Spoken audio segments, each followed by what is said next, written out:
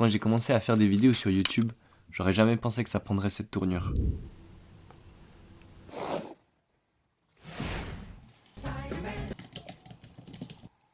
Quand j'ai commencé à faire des vidéos sur YouTube il y a quelques années, j'aurais jamais pensé qu'un jour, je serais là en train de filmer des inconnus pour des mariages, des concerts, des clips, la mode, en étant payé et sans faire d'études.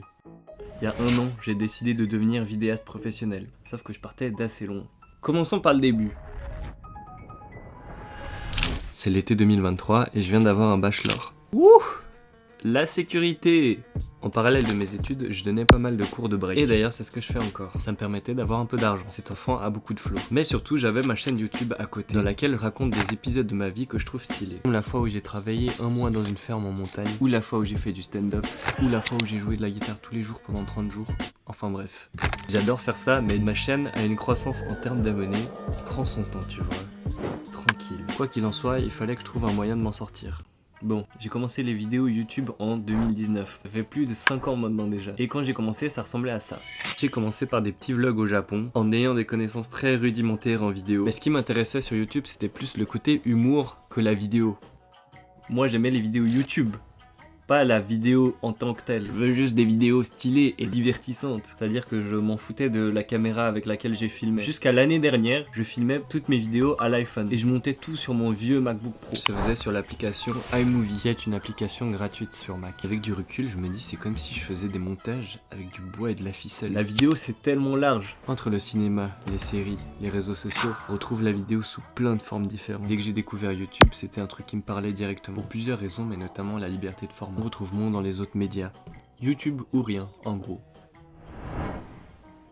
Mais pendant longtemps, on m'a dit « Mec, il faudrait trop que tu t'achètes une caméra ». Petit à petit, je commençais à sentir que j'étais limité par mes connaissances en montage ou l'aspect technique. Mes vidéos, elles commençaient un peu à se ressembler, je trouvais. Même si j'avais pas envie de lâcher iMovie. Ce qui m'a fait passer de l'autre côté, de côté vidéaste professionnel, c'est le jour où, par un concours des circonstances, je suis devenu influenceur. J'en ai même fait une vidéo, vous pouvez aller la voir. Mais en gros, pour vous résumer, je me suis retrouvé à devoir faire des vidéos influenceurs pour présenter des restaurants. Je vous jure, la vie c'est improbable. En tout cas, c'était la première fois que j'étais payé pour faire des vidéos. Et là, ça crée un déclic chez moi. Je me disais, j'amène bien le perso, tu vois. Je suis hyper marrant, comme d'hab, là je suis hyper drôle, vous voyez. J'amène mon délire, sauf que je trouvais que j'étais pas hyper légitime parce que j'avais pas des compétences techniques. Et je me suis dit, si je fais des meilleures vidéos en termes de qualité, je pourrais être payé pour ça. Et en plus, mes vidéos YouTube, elles seraient mieux. Donc l'été passé, du jour au lendemain, je me suis dit, bon, il faut que j'apprenne la technique en vidéo. Et à partir de ce moment-là, mon focus a complètement changé. Pendant plusieurs mois, j'ai que poncé cette partie-là. Tout ce qui est technique, je regardais. J'ai découvert un univers, les gars. T'as plein de chaînes francophones qui t'expliquent comment devenir vidéaste professionnel. Une niche de vidéos qui parle de vidéos. D'ailleurs, j'en profite pour vous remercier. Bravo les gars. En gros, dès que j'ai commencé dans ce délire, j'ai absolument changé d'état d'esprit. En gros, je pensais que la vidéo en termes techniques. J'ai développé la maladie du cinématique. C'est quoi la maladie du cinématique? Cinematic.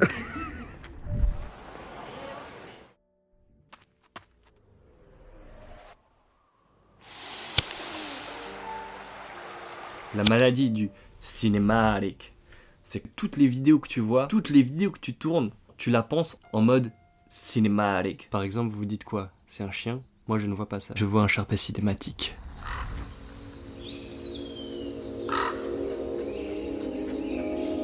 Tout ce que tu filmes, t'essaies de réfléchir à comment tu le filmes, pourquoi tu le filmes comme ça, etc. Et tu te mets dans ce mode. C'est-à-dire que tu regardes une vidéo YouTube, tu regardes même plus la vidéo, tu regardes comment ça a été tourné dans ta tête. Comment il a filmé ça, vraiment, avec quel objectif il a filmé. Et cette colorimétrie, je me demande s'il a mis un filtre ND. Je pense que cette obsession est présente chez beaucoup de vidéastes. Personnellement, j'ai remarqué que cette obsession de faire des beaux plans, parfois ça peut être au détriment d'autres éléments de la vidéo. Par exemple, là quand je fais un face cam, j'ai pas besoin d'être cinématique. Parce que vous parlez directement, ça a plus d'impact. Parfois la forme était belle, mais le fond, il y avait rien. Tout le contraire de mes commencements en vidéo. Que du fond, pas de forme. Je pense vraiment que la technique, ça doit être au service de ce que tu racontes. Je me suis quand même mis dans ce mode pour vraiment apprendre, approfondir au plus vite mes connaissances. Comme je vous l'ai dit avant, mon setup préféré c'était mon iPhone et mon MacBook Pro. Donc j'ai vraiment commencé avec ça et une Osmo Pocket qu'on m'avait offert à Noël mais que j'avais jamais vraiment utilisé. J'étais au Vietnam quand ça a commencé et j'essayais de shooter tout ce que je pouvais. Avec pour la première fois une intention différente que mes vidéos YouTube. Au même moment j'ai créé un compte Insta pour pouvoir poster mes vidéos et avoir une trace de ce que je faisais. Après avoir utilisé plusieurs semaines mon iPhone et mon Osmo, je me suis dit que c'était l'heure de changer. Et c'est là que j'ai vraiment commencé à m'intéresser au matériel. J'ai commencé par acheter d'abord le strict nécessaire, c'est-à-dire une caméra, un objectif et une carte mémoire, des batteries. Et à nouveau, pendant plusieurs mois, je filmais tout ce que je pouvais. J'invitais des potes pour m'habituer et apprendre à utiliser cette nouvelle caméra. Pareil que mon iPhone, je prenais ma caméra partout, je filmais tout ce que je pouvais, je tentais des trucs. J'allais en festival exprès pour ça, je l'amenais en voyage.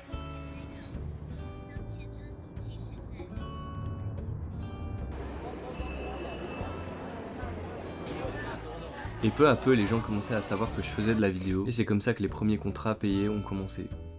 La définition de professionnel, ça veut juste dire que t'es un gars qui fait la vidéo et que t'es payé pour. T'as des amateurs bien plus forts que des vidéastes professionnels, vice versa. Moi, ce qui m'intéressait le plus dans cette démarche, c'était surtout d'apprendre et essayer d'utiliser la vidéo dans différents contextes pour moi-même m'améliorer dans mes vidéos YouTube. Et avec cet argent, je réinvestissais dans du nouveau matériel pour continuer à apprendre. Je vais faire une vidéo. Là, devant moi, vous avez quoi? Ma caméra avec un objectif, avec une light.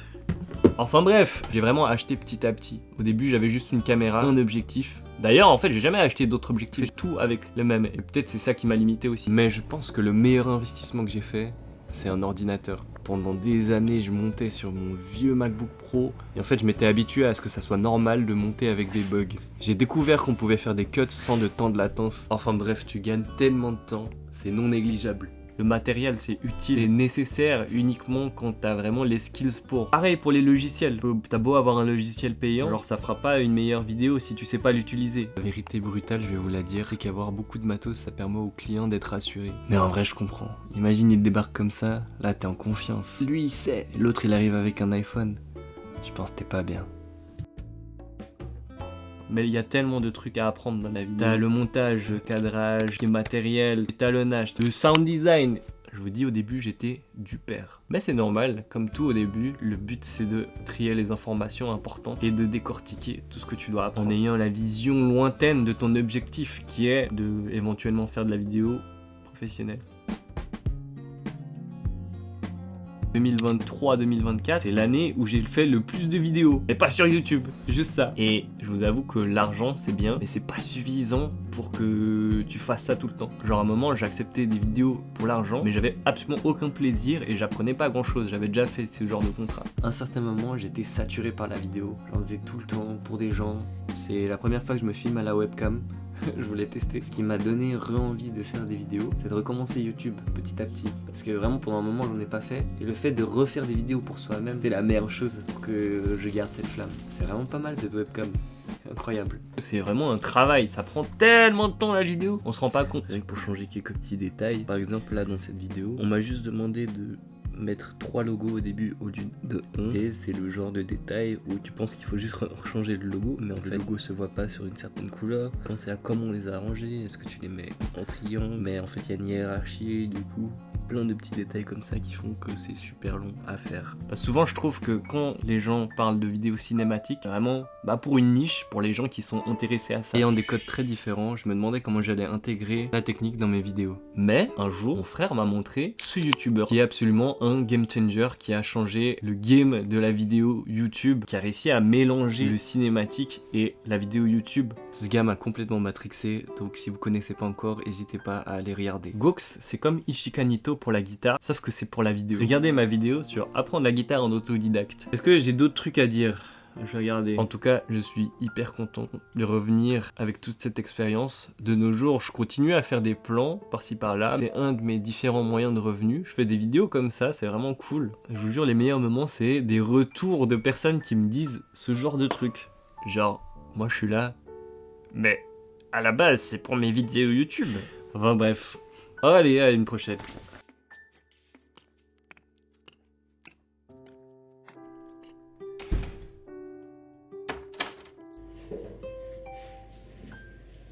Cinematic.